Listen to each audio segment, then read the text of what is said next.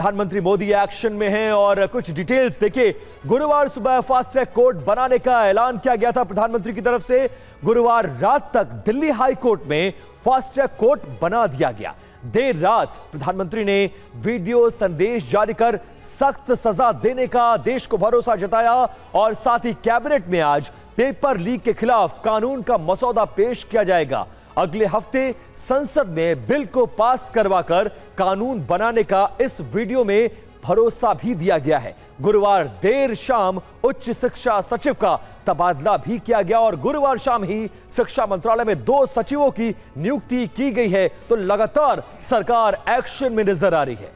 जी हां, और देखिए जिस एक्शन का हम जिक्र कर रहे हैं, 90 मिनट का ये पूरा एक्शन प्लान अब हम आपके सामने रखने जा रहे हैं। कब कब क्या क्या हुआ। रात 12 बजे आधी रात को छात्रों के लिए प्रधानमंत्री नरेंद्र मोदी ने एक वीडियो संदेश जारी किया। रात 12:30 बजे के करीब सोनम वांगचुक से केंद्रीय मंत्री जेपी नड्डा और जितेंद्र सिंह मिलने पहुंचे मेदांता अस्पताल में। रात 12:30 बजे के करीब वांगचुक को जूस पिलाकर मंत्रियों ने उनका अनशन तोड़वाया और रात 1:27 पर प्रधानमंत्री ने कहा कि सोनम वांगचुक डॉक्टरों की सलाह के अनुसार अपनी दिनचर्या रखें और अपने वजन पर ध्यान दें। यानी कुल मिलाकर उनकी कुशलक्षेम पूछते नजर आए प्रधानमंत्री नरेंद्र मोदी और उनके अच्छे स्वास्थ्य की कामना करते दिखे। हमारे साथ हमारे सहयोगी दिनेश गौतम भी मौजूद हैं। दिनेश, निश्चित तौर पर सोनम वांगचुक सीजेपी के प्रोटेस्ट का एक बड़ा चेहरा बन गए थे। पिछले 26 दिनों से वो भूख हड़ताल पर थे। उनके अनशन तोड़ने के बाद और सरकार का ये जो गंभीर रुख सामने आया है इस पूरे मसले को लेकर, जिसमें व्यवस्था में सुधार की कोशिशें करती हुई सरकार नजर आ रही है, इस आंदोलन पर, सीजेपी के प्रोटेस्ट पर कितना असर पड़ेगा आपके हिसाब से?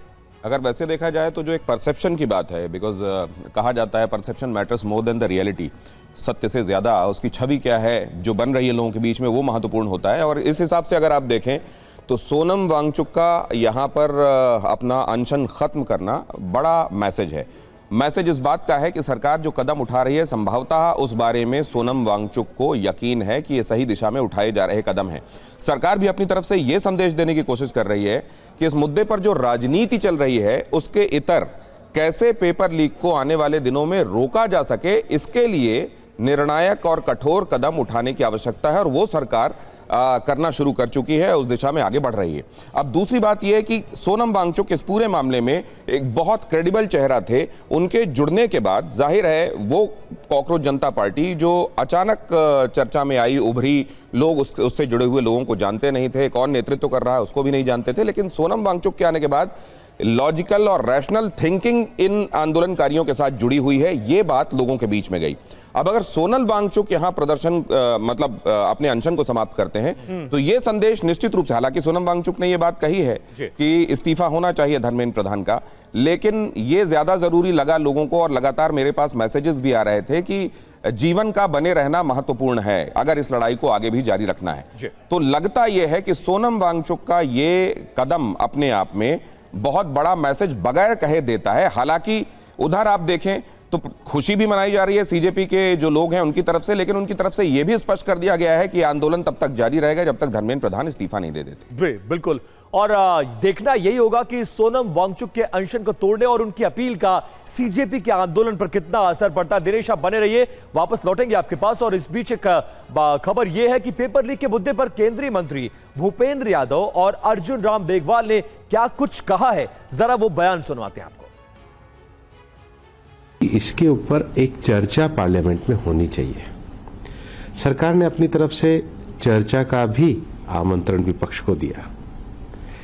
छात्रों के विषयों को पूरी संवेदनशीलता के साथ आगे बढ़ाने का जो संकल्प माननीय प्रधानमंत्री जी ने दिया है वो इस बात को दर्शाता है कि हम अपनी युवा पीढ़ी को, उनके रचनात्मक विषयों को देश निर्माण के लिए पूरी तरीके से उपयोग करना चाहते हैं।